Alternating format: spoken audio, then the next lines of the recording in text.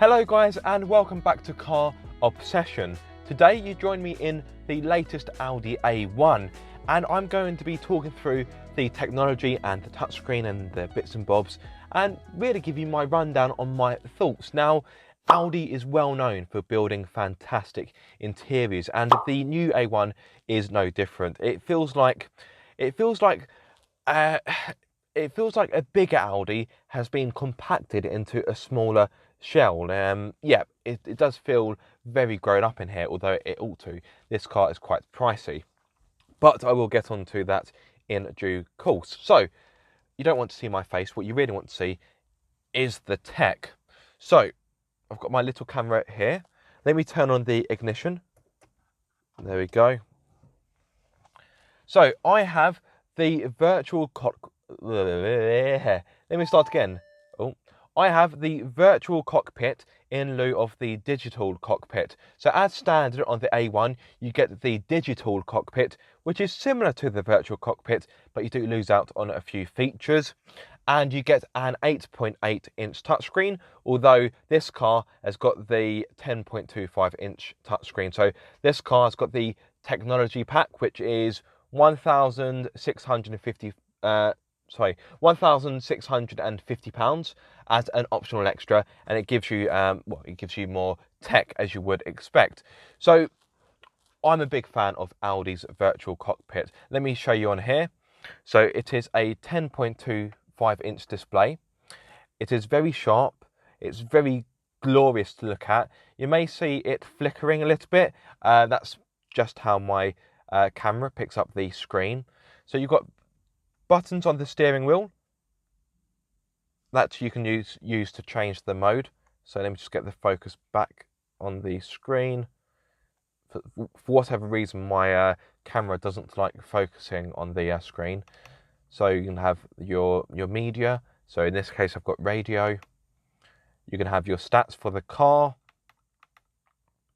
Bluetooth. My Bluetooth is not turned on my phone at the moment. Or you can have the Google Maps view, which is probably my favourite. You've also got a button on the steering wheel marked view, and press it and you can make the dials larger, or you can make them smaller. And if I go into the car's touchscreen, this touchscreen is glorious to use. It is pin sharp, very nice to look at, very slick in its operation, very responsive. The only real complaint I have with it is you do need to be a little bit firm with your prods on the touchscreen. What do I want? No, that's not what I want.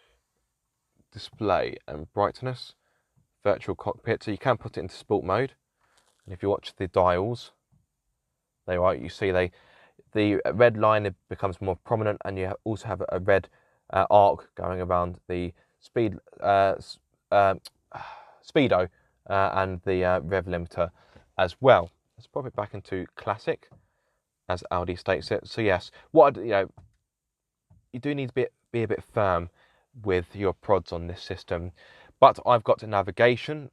I've got it here, which is supplied via Google Maps, which looks very nice indeed. I've got DAB radio, which you can access here. Just turn it down before I get told off by YouTube for copyright infringement. And again, very easy to use, very, very slick. And I just love the colours. It's vibrant, but it isn't too much. And yet, it's very responsive. And I'll tell you one feature I really like. You've got the shortcut buttons on the right-hand side. That is a nice touch. Also, the touchscreen itself is angled towards the driver, which gives you better ergonomics. So yes, I'm a massive fan of that. Of course, you've got Bluetooth, but my Bluetooth is not connected. You've also got smartphone connectivity, so you've got Apple CarPlay and Android Auto. But again, I won't connect my phone purely because, from experience, sometimes, I use my phone to record my audio. Sometimes when I plug my phone into a car, I lose my audio. So I want to avoid that. But you've also got telephone functions, of course. There we are, automatic connection to Galaxy S9, which is my phone. And you've also got the shortcut buttons on the right-hand side as well. Turn that down. This car also has the Audi Connect, so it gives you online features, but you do need to have a SIM card for it, which can be plugged into that socket there, which is marked SIM card. This car doesn't have a SIM card in it, therefore I can't really utilise that feature. But yes, you do have the Audi Connect as well. I've also got a wireless phone charging pad. Again, that's an optional extra. I believe, if I'm not mistaken, that is part of the technology pack. And I've got a whole host of other features in here as well. So this car that I'm sat in is almost £30,000. But yeah, this car does have a lot of options. I believe it has 17 separate options on it. So yeah, this car is fully kitted out. But let's just show you a few other bits. Got the settings. And yes, I think it's laid out very nicely and it all works really well. This is, if you want an idea of what a car's touchscreen should look and work, or what it should look like and how it should work, you really need to check out Audi's system because it does work very well indeed.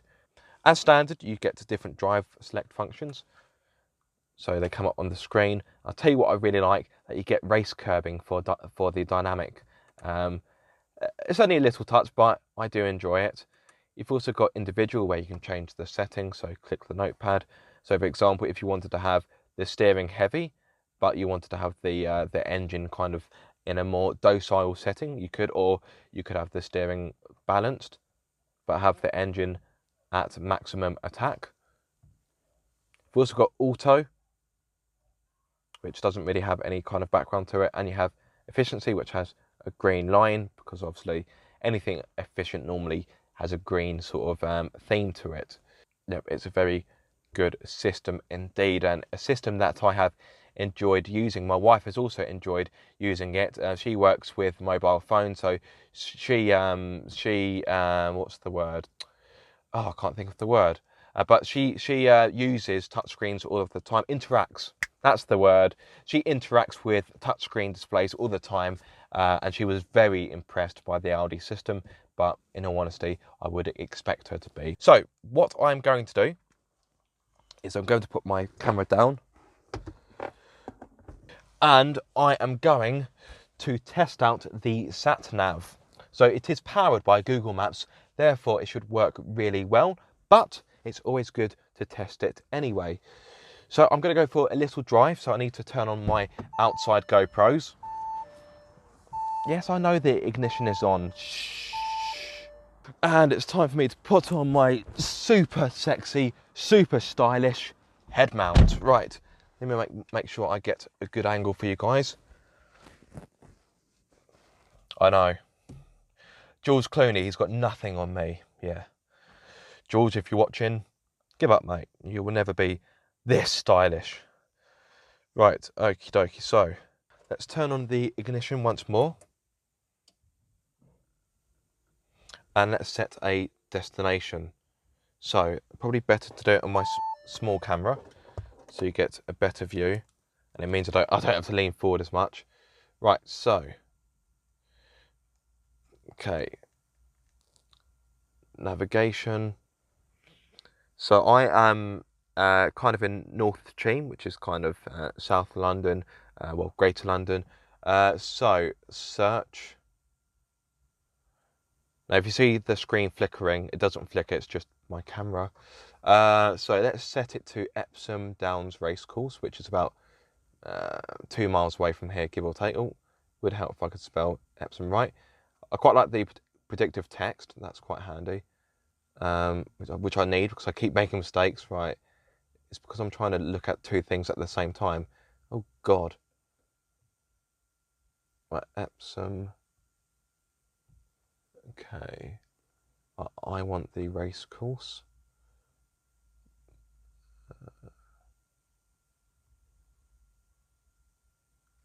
Epsom Downs.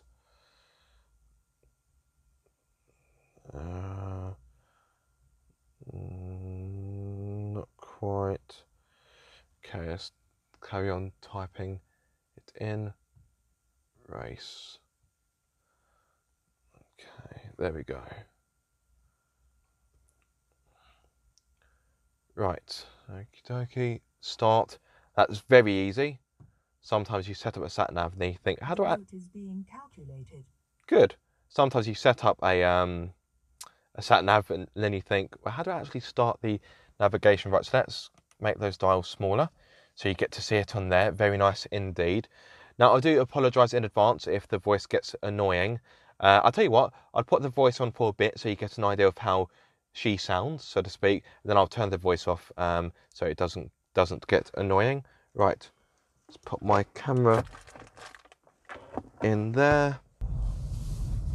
Now turn left. In fairness, that voice isn't too loud, so I think I will leave her on. Right, okay. So the display is crisp. Obviously, I've got the navigation on both screens. You don't have to. So, for example, I could leave it on the virtual cockpit and go back to the home screen on here like so, and still have access to whatever else I wanted to have. But I'm going to double up and have the navigation on both screens. Or you can have the navigation on there and have this view set to something else, and you still get the you may be able to see, you still get the sat nav directions on there towards the right hand side. There we go. Right, so yes, let's have the sat nav on both screens. I can choose which one I want to follow to look at. This navigation also has traffic updates, of course, because it is supplied via Google. And I'll tell you what I like. If I did want to turn the voice off, on some sat-nav systems, you have to navigate quite a few menus and sub-menus, and it almost feels like it's more hassle than it's worth. But in this car, one button. Oh. Damn it, I thought I turned her off. Ah, okay, so that button simply repeats the next command. Right, okay, so if I did want to turn her off, now take the second left. Voice guidance, and then off. There we are. So I can have voice guidance set to traffic, compact or complete. Let's pop her back on. Now turn left. Thank you, darling. Sally Satnav, guiding me in the right direction. And what I like on here is it brings up petrol stations. Obviously, I've got a petrol station right there. It brings up bars or restaurants. That's quite handy. And of course, it gives you car parks as well. At this point, I'm really trying to think of negatives about this touchscreen or the virtual cockpit, and I am drawing nothing but a blank. As I mentioned earlier, you do need a bit of a firm touch with the touchscreen, but apart from that, which, let's be honest, is a very picky thing to say, and it is a small fly in a very big ointment. Apart from that, I'm really having to rack my brains to think of what else I don't like about this system. Okay, this system is optional, but even a standard, you get the 8.8 inch touchscreen, which, let's be honest, 8.8 inches for a touchscreen is still pretty large, and you still get the digital cockpit, so you still get a decent amount of tech as standard. But we are almost at our destination. Wasn't a very long drive, it was only about 2 miles or so, 2-3 miles give or take.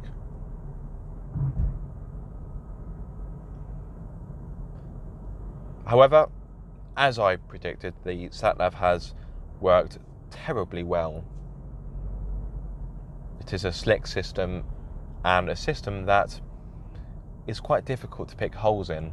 I'm sure many of you were expecting the Audi to do this kind of thing effortlessly, and it has. And here we are pretty much at Epsom Downs now, home of the Derby. Well, that's quite good. spotted the third exit. That's quite good. It's telling me on here that that road is closed, which, as you can see, it is. Good bit of up-to-date traffic information. Right, and we are almost there. The sun is setting on the Epsom Downs. It's a rather pleasant evening. There we are, and there is the racecourse. We have arrived. We have arrived with no incidents or problems or hiccups. There we go. You have reached your destination. The destination is on the left side of the road. Which it is. There we are. Time for me to finish this video. My hair's probably a bit messy from where I've had the mount on my head. I hope you have enjoyed this video, or at least found it useful. If you have, please do give it a big thumbs up. If you are subscribed, don't forget to click that bell icon so you get notified every time I make a video. And if you aren't subscribed, guys, what are you waiting for? Be sure to subscribe for more car obsession.